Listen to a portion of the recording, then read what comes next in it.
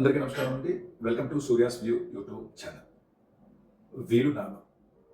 ఈ వీలునామ చాలామంది జీవితాలు మార్చేస్తుంది. అలాగే వీలునామ మనుషుల యొక్క మనస్తత్వాన్ని మార్చేస్తుంది.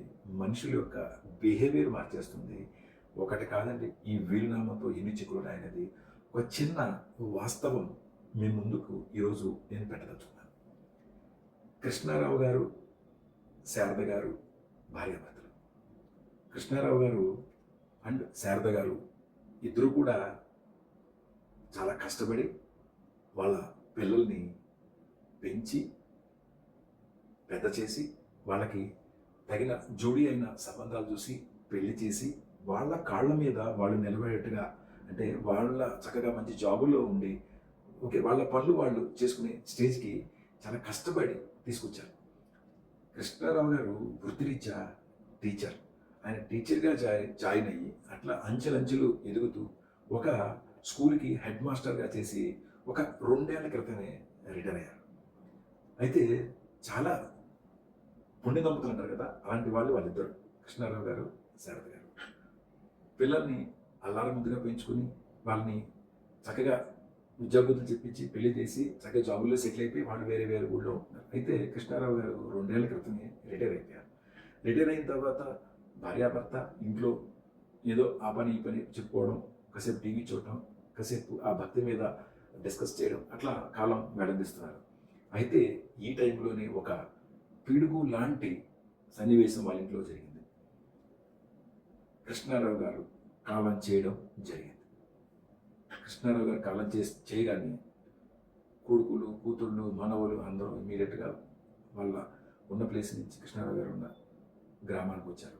10 రోజులు తంతు దగ్గరుండి కూతుళ్ళు, కొడుకులు, కోడళ్ళు, అల్లుళ్ళు అందరూ దగ్గరుండి జరిపించారు. అయితే ఇక్కడే ఒక ట్విస్ట్. 10 రోజులు అయిపోగానే ఎవరి బిజీలో వాళ్ళు చక్కగా వాళ్ళ అమ్మగారికి ఓన్లీ అమ్మ నువ్వు జాగ్రత్త, వేళకు మందులు వేసుకో, నీకు ఏదైనా ప్రాబ్లం ఉందనుకో మాకు కాల్ చేయి అని చెప్పేసి కూతుళ్ళు వెళ్ళిపోయారు, కొడుకులు వెళ్ళిపోయారు, కోడలు వెళ్ళిపోయారు, మనవలు కూడా వెళ్ళిపోయారు. అయితే వాళ్ళ అమ్మగారు వాళ్ళ నాన్నగారితో దగ్గర 35 సంవత్సరాల సాన్నిహిత్యంతో ఉండి ఒక్కసారిగా ఆయన లేరు అనేది ఒక పక్క జీర్ణించుకోలేకపోతుంది. అలాగే ఇంకొక పక్క ఆవిడ ఒంటరి వాళ్ళు అయిపోయారు. ఆ ఒంటరితనాన్ని ఈ కొడుకు కానీ కూతురు కానీ గుర్తించలేకపోయారు. రక్తం పంచుకొని పుట్టిన కొడుకు కూతురే కనుక ఈ ఒంటరితనాన్ని, ఆవిడ బాధని గుర్తించకపోతే లోకంలో ఎవరు గుర్తిస్తారు? అయితే ఈ 10 రోజుల్లోనే కొడుకులు కానీ కూతుళ్ళు కానీ అల్లుళ్ళు కానీ మొత్తం రిలేటివ్స్ ఎవరున్నారో కృష్ణారావు గారి ఆస్తి గురించి, ఆయన యొక్క వీరునామా గురించి మాట్లాడుకున్నారే తప్ప ఆ కృష్ణారావు గారి అసలు ఆస్తి ఏంటి, తన భార్య, ఆ భార్య ఎక్కడ ఉండాలి అనే మాట మాత్రం ఏం మాట్లాడాలి, ఆ భార్య గురించి డిస్కషన్ రాలి. అయితే ఆ వీలునామాలో, ఆయన ఇదివరకు రాసిన వీలునామాలో పిల్లలకి ఆయనకున్న ఆస్తిని 4 పిల్లలకి 4 భాగాలు చేసి ఆయన ఇచ్చేశారు. సరే, ఈ శారద గారు మాత్రం అసలు ఆస్తి కాదు కదా, ఆవిడ మైండ్ అంతా బ్లాంక్ అయిపోయింది, అసలు దాని గురించి ఆలోచనే లేదు.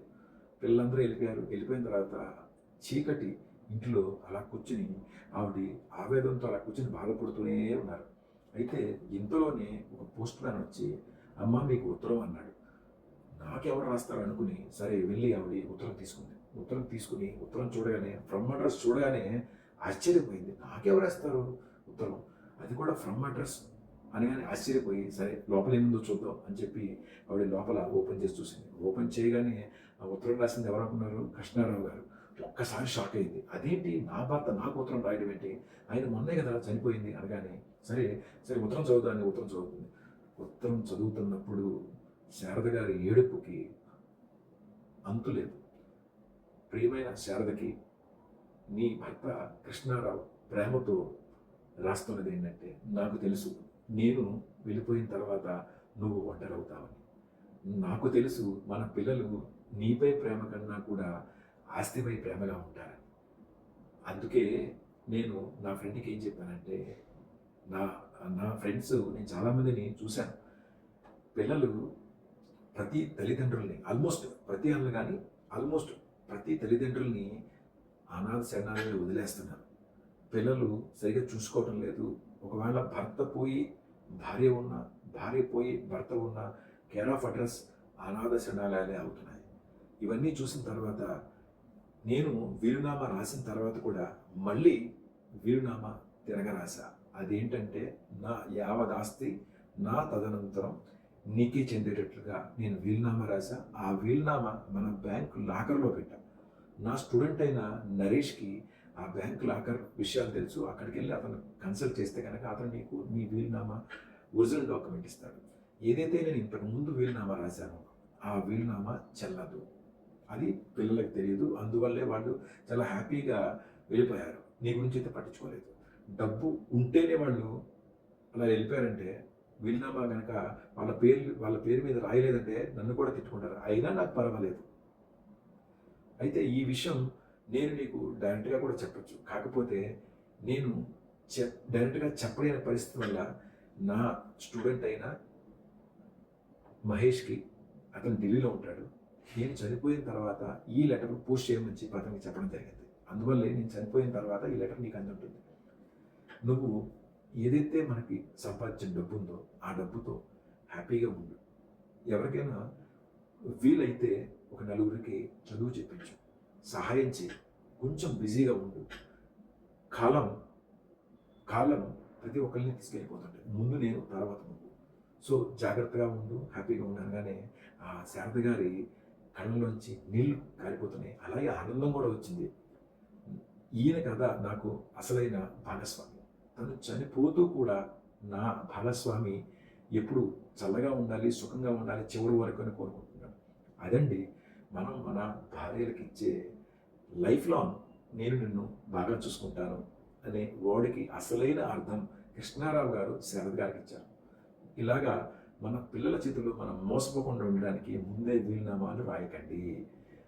ఏదైనా సరే మన భార్య భాగస్వామి, మన భార్యాభర్తలు ఎవరున్నా సరే వీలునామా రాయకండి.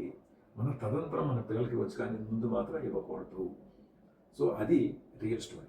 హోప్ మీ మెసేజ్ నాకు నచ్చినట్లుగా అయితే కనుక దయచేసి మీ కామెంట్ నాకు తెలియజేయండి. అలాగే ఈ మెసేజ్ని అందరికీ ఫార్వర్డ్ చేయండి. ఇది డెఫినెట్గా అందరికీ ఉపయోగపడుతుందని నేను భావిస్తున్నాను. Thank you so much.